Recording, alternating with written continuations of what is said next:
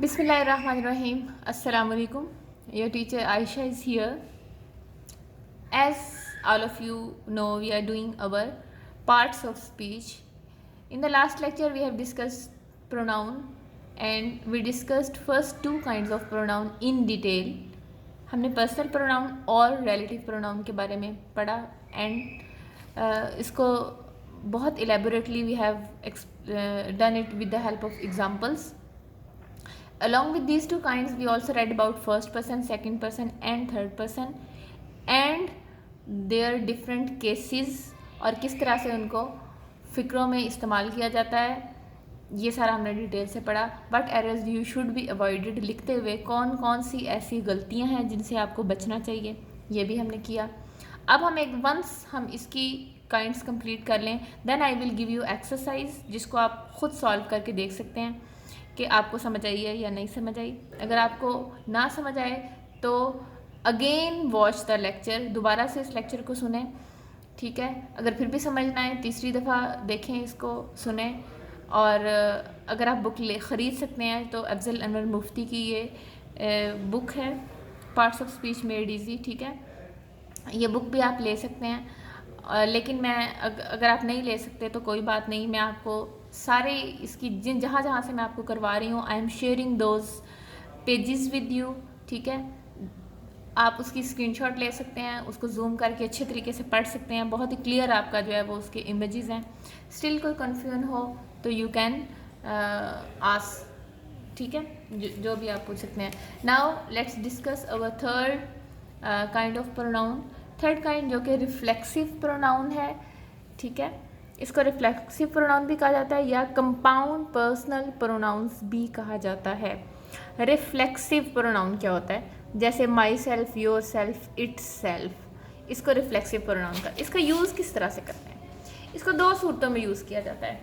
एक तो ये कि जब आपने किसी बात पे ज़ोर देना हो, ठीक है, इस सूरत में यूज़ किया जाता है. दूसरी सूरत में जब आपने ये कहना हो कि उसने खुद ये काम किया है तो फिर आप रिफ्लेक्सिव प्रोनाउन यूज़ करेंगे.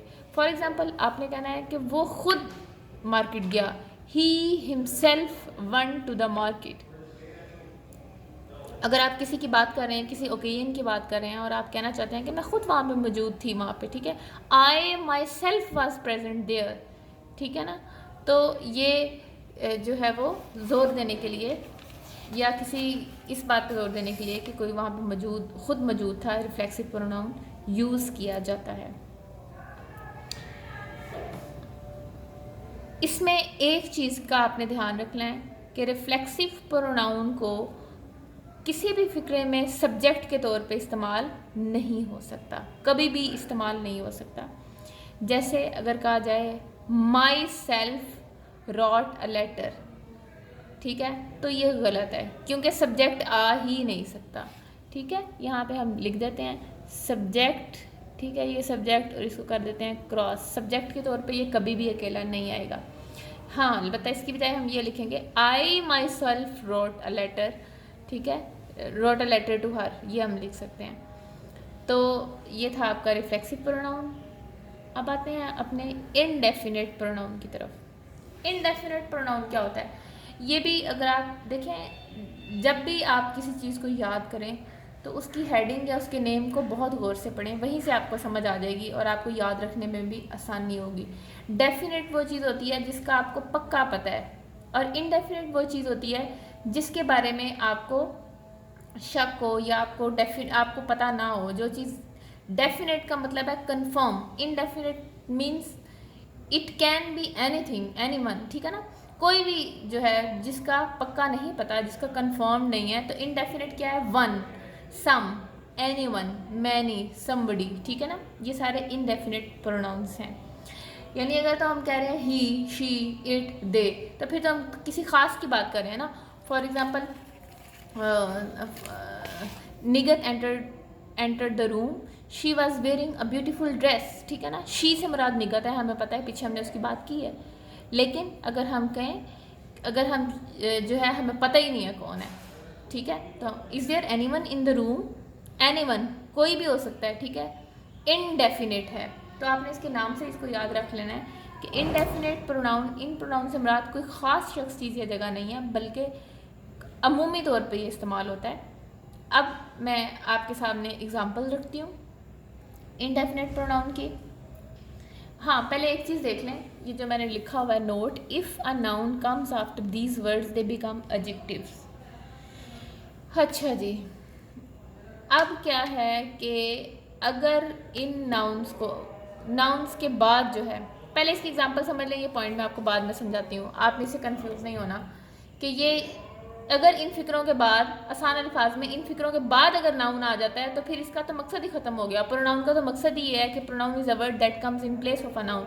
लेकिन अगर आप सम के बाद नाउन लगा देंगे, for example there is some milk in the jug, तो फिर क्या होगा, ये सम एडजेक्टिव बन जाएगा, क्योंकि वो मिल्क का जाहिर कर रहा है, दूध का जाहिर कर रहा है कि कुछ मिकदार है, दूध के बारे में कोई पता दे रही है चीज़। एडजेक्टिव हमारा नेक्स्ट टॉपिक है। एडजेक्टिव का मतलब ही ये होता है कि किसी नाउन के बारे में कुछ भी आपको जो वर्ड बताता है, उसकी अच्छाई, उसकी बुराई, उसकी क्वालिटी, अच्छी क्वालिटी, बुरी क्वालिटी, उसकी साइज़, नंबर, व्हाट्सएवर, ये सारी चीज़ें जो हैं ये एडजेक्टिव में शुमार होती हैं। तो अगर हम कहेंगे there is some milk in the jug, तो फिर क्या होगा, मिल्क क्योंकि खुद नाउन है और सम जो है नाउन से पहले यूज़ हुआ है, तो इसलिए इसका मकसद ही क्योंकि ख़त्म हो गया, फिर ये प्रोनाउन नहीं रहेगा, एडजेक्टिव बन जाएगा। लेकिन अगर इसके साथ नाउन यूज़ ना हो, ये अकेला यूज़ हो, तो ये नाउन की जगह पे यूज़ हो तो ये प्रोनाउन है। जैसा कि अगर कहा जाए सम केम टू माई क्लासरूम, इसका मतलब है कोई क्लासरूम में आया, ठीक है, या someone came to my, somebody is in the classroom, तो फिर क्या है, समबडी कोई भी हो सकता है, इसके आगे कोई नाउन नहीं है, ठीक है, तो वो इनडेफिनेट प्रोनाउन है। इसकी कुछ एग्जांपल्स जो है मैं आपको दिखा देती हूँ, ये लें, आप इसको अच्छे तरीके से देख लें। ये 5 एग्जांपल्स जो हैं ये इनडेफिनेट प्रोनाउंस की हैं, जैसे Sam forgot my address, somebody must try to help her, nobody will come in time, many were injured and many died. अगर हम इसकी बजाय कहें there were many soldiers were injured, तो फिर मैनी जो है वो प्रोनाउन नहीं रहेगा, क्योंकि हम इसके आगे सोल्जर नाउन लगा दिया है। अगर सिर्फ मैनी है तो फिर इसका मतलब है ये नाउन की जगह पे आया है, इसलिए ये इनडेफिनेट प्रोनाउन है। इसी तरह one should obey one's elders. हाँ, इसमें करेक्शन की एक चीज़ जो है वो आपने याद रखनी है, जब भी आप वन लगाएंगे तो इसके साथ वंस आगे लगेगा, हिज नहीं लगेगा, ठीक है। इसकी एग्जांपल भी मैं आपको दिखा देती हूँ, देखें, ये फिक्रा गौर से देखें। One must do his duty, गलत, क्यों, क्योंकि पीछे वन आया है, तो वन के साथ वंस ड्यूटी आएगा, हिज ड्यूटी नहीं आएगा। अगर ही होता तो हिज ड्यूटी आना था, वन है तो वंस ड्यूटी होगा, ठीक है, इसके साथ जो उसके अकॉर्डिंगली ही आएगा। अच्छा जी, नेक्स्ट आते हैं अपने डेमोस्ट्रेटिव प्रोनाउंस की तरफ। डेमोस्ट्रेटिव प्रोनाउन को देखें। डेमोस्ट्रेटिव प्रोनाउंस जो हैं they are only 4 in number. Demonstrate क्या होता है, मुजाहिरा करना। डेमोस्ट्रेट यानी किसी के बारे में बात करना, दिस, दैट, दोज, दीज, ये 4 ही हैं जो डेमोस्ट्रेटिव प्रोनाउन है, ठीक है। इसकी example, this is not mine, ठीक है, और हम कह सकते हैं these are quite useless, those were the best, she may buy that, ठीक है। अगर हम पीछे बात करें फ्लावर्स की और अगर हम कहें कि शी में बाय दैट, तो दैट से मुराद जो है वो फ्लावर्स हैं, क्योंकि तो ये, हाँ अलबत्ता इसके साथ भी सेम रूल अप्लाई होगा कि अगर दिस, दोज, दीज, दैट के आगे नाउन यूज़ होगा तो फिर ये प्रोनाउन नहीं रहेंगे। इसको भी आपने ध्यान से देख लेना है कि ये सिर्फ यही अगर यूज़ हो रहे हैं, दीज, दैट, आगे कोई उसकी एक्सप्लेनेशन नहीं है, तो फिर जो है वो डेमोस्ट्रेटिव प्रोनाउंस हैं। Next move on to distributive pronouns. Distributive pronouns सिर्फ 3 हैं, आइदर, नाइदर और ईच, ठीक है, और एक वक्त में सिर्फ एक चीज़ या शख्स की तरफ इशारा करते हैं। इसका क्या मतलब है, एक वक्त में एक चीज़ या एक शख्स की तरफ इशारा करते हैं। अक्सर स्टूडेंट्स इसमें गलती करते हैं, आपने इसको बहुत ध्यान से इस रूल को देख लेना है। Each of these boys knows how to swim. Knows आपको पता है कि एस आया है, एस का इजाफा सिंगुलर के साथ किया जाता है, ठीक है। अब अक्सर स्टूडेंट ये सोचते हैं कि बॉयज़ तो ज़्यादा हैं इसलिए यहाँ पे नो लगा देते हैं, ठीक है। ये गलती आपने नहीं करनी, क्यों, क्योंकि इसके शुरू में ईच आया है, इसका मतलब है कि लड़कों में से हर एक को स्विमिंग आती थी, ठीक है।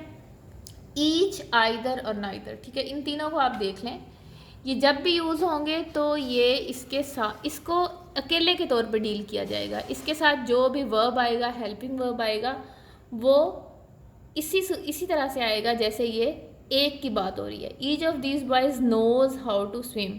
इसी तरह either of your servant is a liar, कि तुम्हारे जो है वो सर्वेंट्स उनमें से, इज़ अ लायर उनमें से कोई एक जो है वो झूठ बोल रहा है। सर्वेंट्स बेशक ज़्यादा है लेकिन हमने सर्वेंट्स को नहीं देखना, हमने आइदर को देखना है। इसी तरह neither of these rooms is Airy.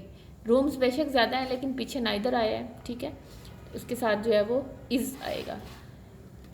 इसलिए ये तीनों आइदर, नाइदर और ईच एक वक्त में एक चीज़ की तरफ क्योंकि इशारा करते हैं, इसलिए इनके साथ हेल्पिंग वर्ब या सेंटेंस में वर्ब जो भी है वो इसको इसी तरह से यूज़ किया जाएगा जैसे ये सिंगुलर हैं। Now move on to our last pronoun, interrogative pronouns. Interrogative का मतलब होता है सवालिया, इतना तो आपको पता है। इंट्रोगेटिव प्रोनाउंस ये कौन से हैं? व्हेन, हु, हुज, विच।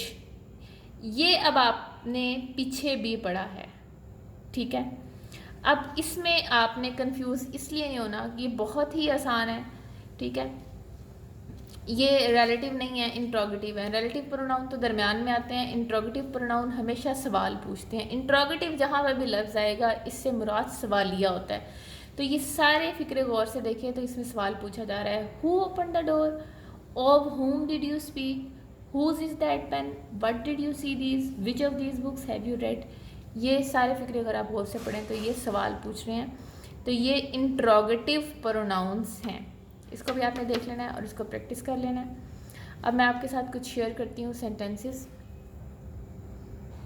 जी, पहले तो एक बात मैं आपके साथ शेयर कर, जब हमने पर्सनल प्रोनाउन पढ़ा था तो एक उसमें करेक्शन का रूल है, वो भी मैं आपके साथ अब शेयर कर देती हूँ। पर्सनल प्रोनाउन में एक बात याद रखनी है, जब 3 किस्म के नाउन एक फिक्रे में आए, यानी फर्स्ट, सेकंड और थर्ड पर्सन, तो ये भी ग्रामर का रूल है, उनकी एक तरतीब होती है, उसका आपका ध्यान रखना बहुत ज़रूरी होता है। फिक्रे में क्या होता है कि जब इस तरह हो तो सेकंड पर्सन का प्रोनाउन सबसे पहले आएगा, यानी यू वाला प्रोनाउन सबसे पहले आएगा, और फिर थर्ड पर्सन का यानी ही, शी, इट वाला, और एंड पे जो है वो फर्स्ट पर्सन का आएगा यानी आई वाला। पहले बात होगी जो सामने मुखातिब है यू की, फिर किसी और जो गायब है उसकी, फिर आपकी बात, ठीक है। मसलन अगर हम कहें मैं, आप और वो कल मरी जाएंगे, you, he and I will go to Murree tomorrow. हम ये नहीं कह सकते कि आई, ही एंड यू, ये गलत हो जाएगी। इसकी तरतीब का आपने बहुत अच्छे तरीके से ध्यान रखना है। लेकिन एक चीज़ और याद में रखनी है, अगर कोई उल्टा काम है, गलत काम है, ठीक है, फिर अपना नाम पहले लेना है पहले। ये बात वैसे भी आपको याद रखनी चाहिए कि जब भी कोई पॉजिटिव चीज़ हो तो दूसरों को अप्रिशिएट करना चाहिए, और नेगेटिव बात आपको अपनी पहले माननी चाहिए। इसी तरह अगर किसी गलती की बात हो रही है तो आप, ये इंग्लिश का रूल भी है, तो आप जब प्रोनाउंस लगाएंगे तो आप पहले अपना, यानी मैंने और उसने और मैंने सलीम को गालियाँ दी थी। I and he called Salim names. Call name होता है गालियाँ देना। ये देखें, ये मैं आपके साथ शेयर भी कर देती हूँ, कौन सा पहले आएगा। ये 2 किस्म की एग्जांपल्स हैं। ये देखें, ऊपर देखें बिल्कुल ही, you, he and I will go to Murree tomorrow. नीचे देखें गलती है अगर I and he called Salim names, और we and you stole eggs, ठीक है, क्योंकि गलत बात है इसलिए अपना पहले जो है वो नाम लेना है। ये भी रूल आपने ध्यान में रखना है। आपको मैं एक्सरसाइज दे देती हूँ, 1 मिनट। जी, ये कुछ सेंटेंसेस हैं, पहले आप इनकरेक्ट वाले देख लें, इसको आप खुद करेक्ट करें, बाद में आप करेक्ट वाले देख लीजिएगा। पहले आप सिर्फ ये देखें, यहाँ से आप देख लें और इसको खुद करेक्ट करने की कोशिश करें। राइट 1 to 15, और अब 15 ही काफ़ी हैं। इतना आपने देख लिया। यहाँ पे आपने वीडियो पॉज करते नहीं है, बाकी वीडियो आपने सॉल्व करने के बाद देखनी है। मैं पूरा स्क्रीनशॉट अब शेयर कर रही हूँ, आंसर्स भी। ये आपके करेक्ट सेंटेंसेस हैं। अब जो आपने पहले लिखे थे, अब आपने यहाँ से चेक करना है कि उसमें क्या गलती है, और अपने चेक करने हैं। जितने आपके ठीक होंगे आपने बताना है कि हमने इतने सेंटेंसेस बिल्कुल ठीक किए हैं। राइट, ठीक है जी। कल हम इसको पार्ट्स ऑफ स्पीच को कंटिन्यू करेंगे। आज आपके प्रोनाउंस कंप्लीट हो गए हैं।